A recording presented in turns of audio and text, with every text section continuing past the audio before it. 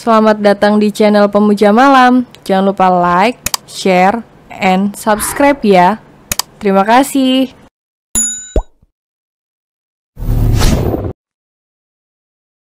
Episode 5 diselimuti rasa penasaran dan khawatir. Jika memang aku harus mati di tangan suamiku sendiri, maka bunuh aku setelah aku melahirkan anakku.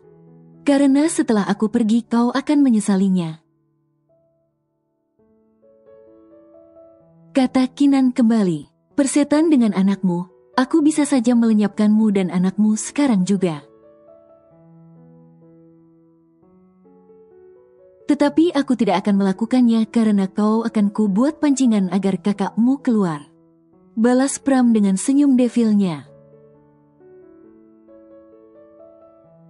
Sampai kapan kau akan menyiksaku begini, hah?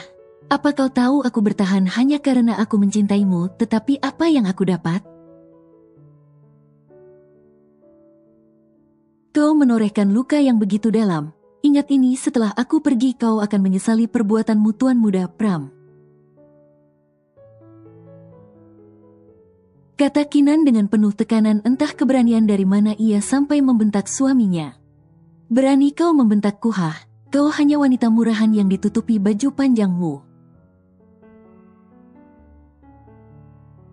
Aku jadi ragu apa itu anakku atau anak orang lain, kata Pram dengan dinginnya.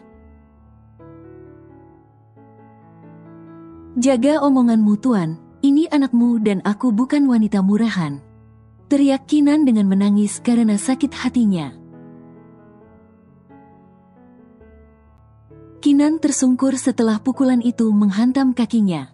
Lalu Pram mencambuk tubuh Kinan dengan beringas karena ia sudah marah karena Kinan teriak di hadapannya. Pelayan yang melihat Kinan dicambuk hanya bisa menunduk dan menangis karena melihat Kinan yang kesakitan sambil memeluk perutnya. Setelah selesai mencambuk Kinan, Pram pergi begitu saja tanpa merasa bersalah sedikit pun. Luci dan Rani langsung membantu Kinan dan membawanya ke kamar Luci. Kinan menangis terseduh sambil menahan sakit di sekujur tubuhnya karena siksaan dari suaminya. Kinan, bersiaplah, kita nanti malam akan kabur dari sini bersama Rani dan suaminya. Kita akan lewat jalan belakang.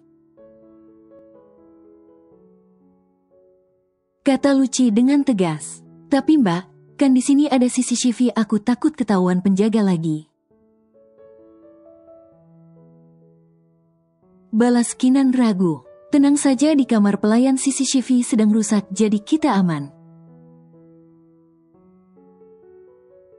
Sedangkan penjaga pintu belakang adalah suami Rani, kita tak perlu membawa apapun. Kata Luci meyakinkan Kinan. Baiklah Mbak, aku ikut. Tapi kita akan kemana? Tanya Kinan sambil meringis. Kita akan ke kota tempat suamiku, di sana kita bisa tinggal sampai kau melahirkan. Balas Rani dengan mengobati luka di punggung Kinan.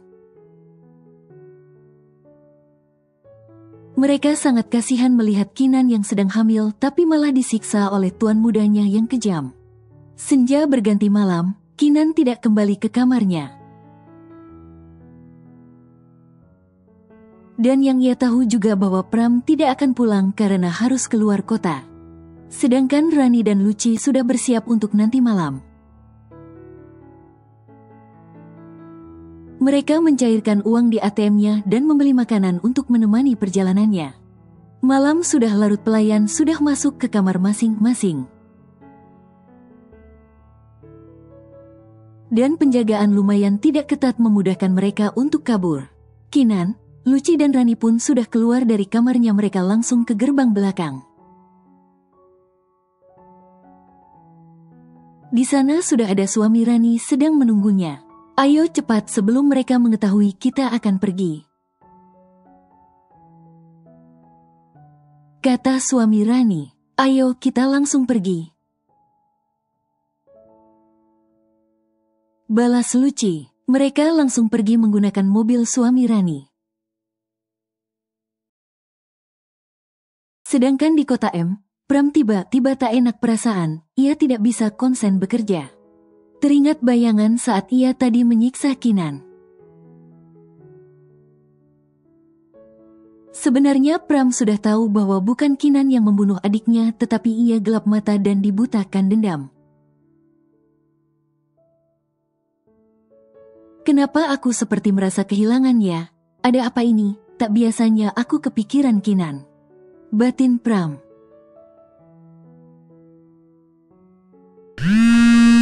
Pram tersadar saat handphonenya bergetar, tertera nama dedinya. Halo Dad, kata Pram. Baiklah, besok aku habis dari kota M langsung ke sana. Apakah Mommy sudah sadar?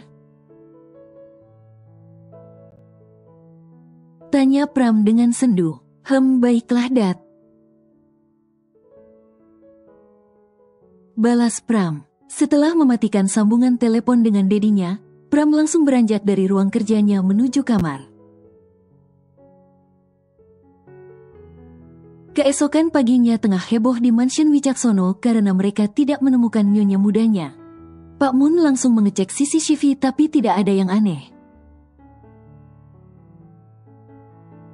Apakah sudah ketemu Nona Kinan? Tanya Pak Mun, karena ia juga baru kembali tadi subuh ke mansion sehabis menjenguk anak istrinya. Luci, Rani dan Nyonya Kinan tidak ada Pak Mun. Lapor pelayan. Terlihat bodyguard berlari ke arah Pak Mun dengan nafas ngos-ngosan. Pak, suami Rani juga tidak ada. Apa mereka kabur? Tebak bodyguard. Pak Mun langsung menyuruh anak buah tuan mudanya mencari istri tuan muda. Dan tak lupa Pak Mun juga menghubungi Pram tetapi tidak bisa dihubungi. Sedangkan Pram ia baru saja sampai di negara A, Pram dan Hendra langsung menuju rumah sakit di mana sang Mommy dirawat. Hendra melihat HP dan banyak telepon tak terangkat dari Pak Mun. Hendra langsung menelpon kembali karena takut penting. Halo Pak Mun, ada apa? Tanya Hendra to the point. Apa? Bagaimana bisa? Cari mereka sampai dapat? Balas Hendra dengan cepat, lalu ia mematikan sambungan teleponnya. Hendra menghampiri Pram dengan wajah tegangnya. Tuan muda, Nona Kinan kabur dari mansion. Kata Hendra dengan cepat. Bagaimana bisa dia bisa kabur? Suruh anak buah mencarinya. Pasti ia belum jauh dari mansion. Balas Pram dengan emosi. Sudah tuan, mereka sedang mencari Nona Kinan. Kata Hendra, ayo kita temui dulu Dedi, lalu bahas masalah ini. Kata Pram dan mereka langsung masuk ke dalam lift. Bagaimana bisa wanita itu kabur? Apa penjagaannya kurang ketat? Gumam Pram dengan geram. Awas kau Kinan, kalau sampai ketemu abis kau. Geram Pram.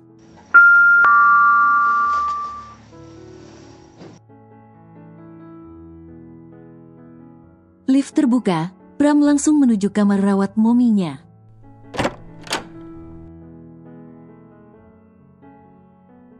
Mom kau, kata Pram dan langsung memeluk mominya.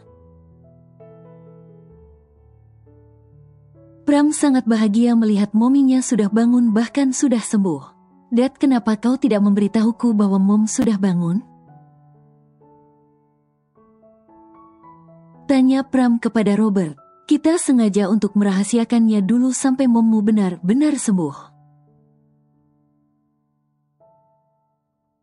Balas Robert. Besok kita semua akan pulang ke negara kita. Kata Robert lagi. Pram, apa ada yang ingin kau bicarakan dengan Mom? Kata Mommy Wulan. Pram sudah menikah dengan putrinya Saputra, bahkan Pram juga sudah membalaskan dendam kepada dia atas meninggalnya Alik.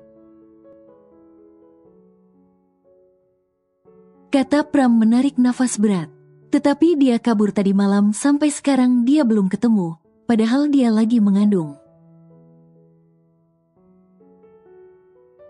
Kata Pram kembali. Terlihat raut wajah Wulan dan Robert terkejut.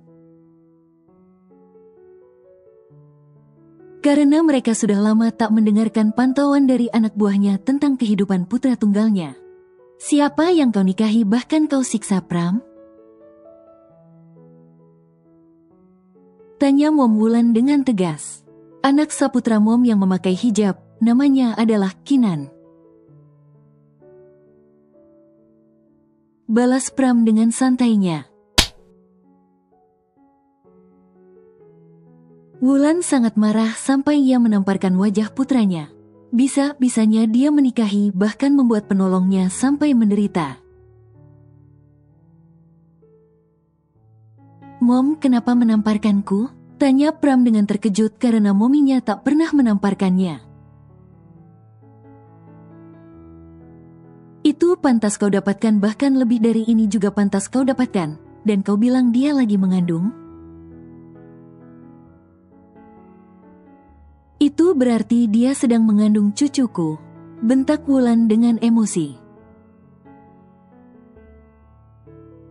Sekarang kau pergi pulang dan cari semua penyebab kematian adikmu dengan teliti.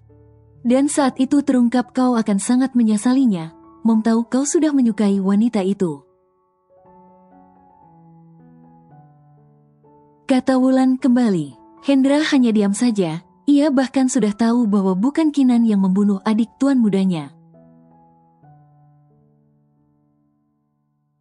Tapi ia penasaran kenapa tuan mudanya tidak mengetahuinya padahal ia sudah memberikan informasinya. Maaf tuan muda, apakah tuan muda tidak membaca berkas penyelidikan saja? Bahkan ini sudah berbulan-bulan. Dan bahkan tuan muda juga sudah mendengar pengakuan Prisil bahwa dia yang membunuh adik Anda. Kata Hendra.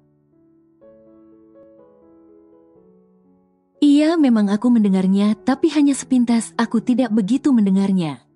Karena suara bising pengunjung kafenya, dan untuk berkasnya memang aku belum membacanya. Balas Pram dengan datar. Kau sudah dibutakan dendam San, jadi bukan pelaku aslinya yang menerima dendammu. Sedangkan pelaku aslinya masih berkeliaran, bahkan mungkin sudah kabur. Kata Dat Robert dengan santainya.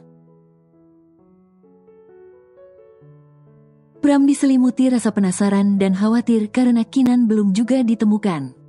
Sedangkan di kota terpencil tetapi cukup maju Kinan, Luci, Rani dan suaminya.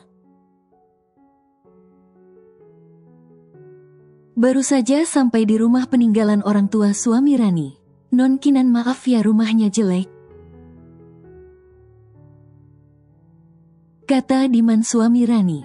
Tak apa Diman, saya bahkan berterima kasih kepada kalian karena sudah menolong saya. Balas Kinan dengan tersenyum. Ayo masuk, kau pasti lelah Kinan. Kehamilanmu baru 6 bulan tapi udah seperti 9 bulan saja. Tidur dulu, kita beberes di rumah agar lebih nyaman. Kata Rani dan membawa Kinan dan Luci ke kamar di samping kamarnya. Mereka semua istirahat karena perjalanan sangat jauh. Dan di mana sebelum masuk ke kota ini mereka harus naik kendaraan umum karena mobil Diman dijual. Agar tak ditemukan tuan muda Pram. Mereka sampai ke kota F sudah siang, jadi mereka memutuskan untuk tidur sampai sore. Baru setelah bangun mereka akan membersihkan rumah Diman. Sore hari mereka semua sudah bangun, tinggal Kinan yang masih tertidur. Luci dan Rani membiarkan saja karena mereka tahu pasti Kinan sangat kelelahan. Mereka langsung membersihkan rumahnya agar terlihat layak huni. Mas, uang hasil menjual mobil itu kau belikan motor saja untuk mencari kerja ya? Kata Rani setelah mereka selesai beberes. Iya Ran, Mas juga berniat begitu, lalu sisanya kita buat modal usaha di sini. Besok Mas beli motor sekalian lihat-lihat warga sini yang belum ada usaha apa di sini. Balas Diman. Oh iya Ran, kita belanja dulu buat bahan makanan dan keperluan dapur kapan? Tanya Luci. Kita beli makan jadi aja buat nanti malam, dan membeli susu hamil serta camilan untuk Kinan. Baru besok kita beli perabot dapur dan yang lainnya gimana? Balas Rani dengan usulannya. Ya udah oke, kata Luci dengan mengangguk. Biar Mas yang membeli buat makan kita nanti, kalian istirahat saja, kata Diman dan pamit pergi. Setelah kepergian Diman, mereka mengobrol sambil menunggu Kinan bangun. Kinan bangun saat jam menunjukkan pukul 6, ia terkejut karena terlalu lama tidur. Mbak, kenapa tidak membangunkan aku? Kata Kinan dengan cemberut. Maaf ya Kinan, Mbak lihat kamu pules banget jadi gak tega banguninnya juga. Balas Luci sambil terenyuh. Udah sana mandi, terus kita salat dan makan, kata Rani. Baiklah, balas Kinan dan ia langsung mandi karena waktu udah mau malam. Sedangkan di negara A, Pram merasa menyesal karena ia sudah menuduh Kinan bahkan menyiksanya. Ia berharap setibanya nanti di sana ia akan bertemu lagi dengan istrinya. Bersambung.